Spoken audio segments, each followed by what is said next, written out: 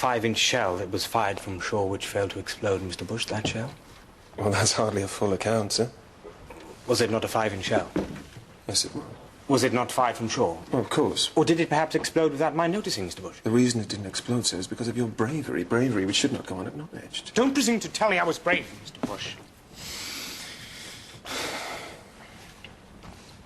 I thought I'd be blown to bloody rags. But, my dear friend... Which makes your heroism, sir, all the greater.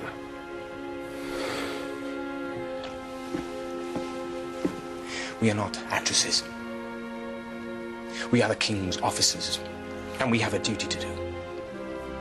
And we've not a thought to spare for anything else. Now remember that, Mr. Bush. Yes, sir. Now, take us home.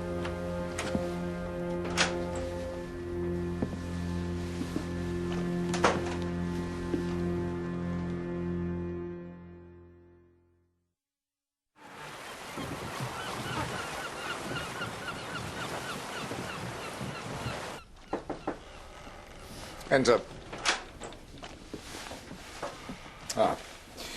Hornblower. I report, sir.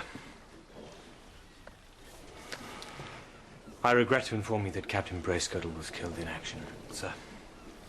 Indeed. That is to be regretted. He died in the line of duty, sir, and with honor. He was endeavoring to let us know what he had discovered when his boat was... well, destroyed. However, you should have returned when you discovered the identity of your passengers. Yes, sir. But something's happening along that coast. An army led by a tyrant's apprentice. You remember the renegade wolf, sir? God. That damn man is back to haunt us, is he? Yes, sir. And I'd like to return to France to find out exactly what he's planning. Well, I'm afraid, Hornblower, it's not quite as simple as that. The diplomatic service has taken quite an interest in your antics. They knew I had a Bonaparte on board. Indeed they did. And their authority knows no bounds. Their authority, in fact, has quarantined your ship. Quarantined? Lest half of Portsmouth be privy to matters of state, no one is allowed off the Hotspur, and no one is allowed on. Sorry, it's not my decision. Mr. Bush has already been informed. But how long will this last? And surely this quarantine doesn't include me. What will I do? I'd make the most of this sorry situation and go home to your wife. Try and remind yourself what you're fighting for.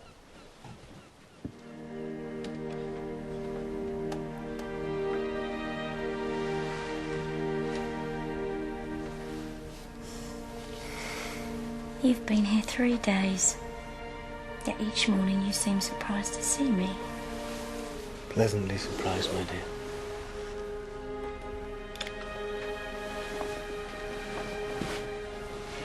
And each morning you go to the window and look out at the harbour.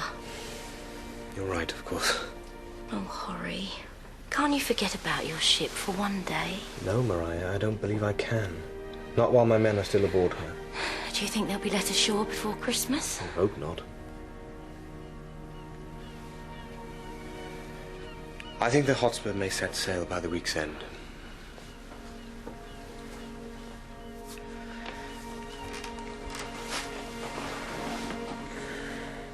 I know you want me here. But right now, I wish I was at sea. It's where I'm needed. Try to understand.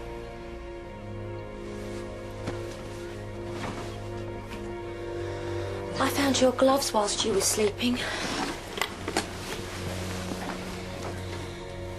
They're in a sorry state. It was nothing. Perhaps you might tell me some stories of your life at sea. They are not stories, Maria. And I do not wish to talk about it.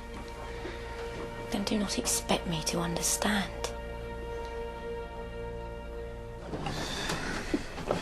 Strangers on board, he'll look to the forward. Oh. But I were right all along. Right about what? Well, first, our guests turn out to be Bonapartes. Next, Captain Bracegirdle goes and gets himself killed. Then we're left out here to rot as if we've got the plague. We're cursed. Ah, do shut up, Styles. It's bad enough you're looking like a gypsy soothsayer without babbling on like one. What do you care? Steady. You didn't even know Captain Bracegirdle. You're just as much a stranger on this ship as our frogs. It's just a bad turn of events, that's all. Bad? Oh, and it's all right for the captain. Having a grand old time on shore. This ship's gone all to hell. I didn't catch that, Snaps. I think Styles was just saying how much he loves serving in the Hotspur, Mr. Bush. Isn't that right, Styles? Yes, sir, that's right, sir. Matthews. Be careful what you let the men mumble. Wouldn't want them to be misunderstood.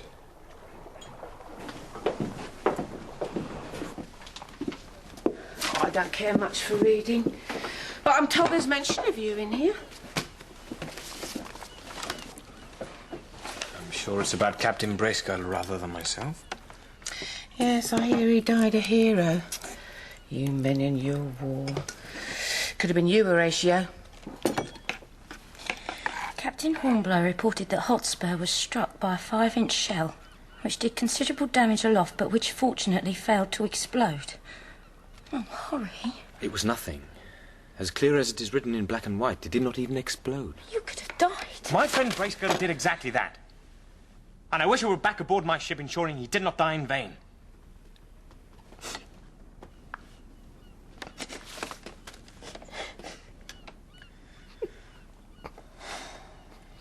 I'm sorry.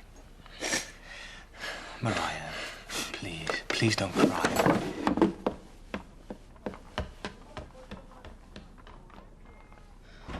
Horatio. You think you're just the Hotspur's captain. You think only of your 100 crew. But you're also a husband now.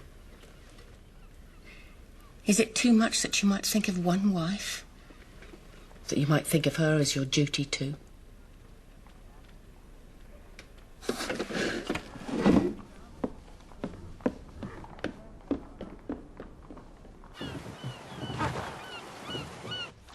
The fat arse of the body politic finally stirs, and this is what we get. It was thought initially that Bonaparte's brother could be a tool for propaganda, but after much debate, it has been agreed that this callow youth means little to us after all, at least politically. Indeed, he could prove a severe embarrassment to His Majesty if he were to set foot on English soil. From a military standpoint, he knows nothing. He's been in America for the last 3 years. He's no use to us. Which is why we have decided to take this course of action. So Captain Hornblower's to throw his fish back into the sea, having endangered his ship, having him aboard for nothing. Not for nothing, Sir Edward. Not entirely. You will deliver Jerome back to France, and then you will return and rendezvous with the American ship Liberty and reunite father and daughter. But why part the couple? It seems Jerome married somewhat in haste and against his brother's express command. And now Boney won't let him set foot in France unless he's alone and penitent. Which is why we found them rowing ashore. Not because their captain would not land them, but because France would not let him. Not with her on board. Your intelligence surpasses your occupation, Captain Hornblower. You should be in politics. Thank you, sir, but I fear I would not have the heart for it. I fear you underestimate yourself, sir. Now, good day, gentlemen. Well, it seems the diplomatic service have made their orders perfectly clear. Perfectly, sir. I hope your Admiral's orders are equally clear. Yes, sir. I shall trust my intuition as well as observe and execute my orders. Captain Hornblower. Sir. You were very fortunate the day Captain Bracegirdle was lost that the shell did not explode aboard the Hotspur, were you not? Yes, sir. I know, it's unbelievable what a hotbed of gossip a fleet can be. The wildest tales are circulating regarding that shell. You cannot hold me responsible for that, sir? No, indeed. May good fortune always go with you, Hornblower. Thank you, sir.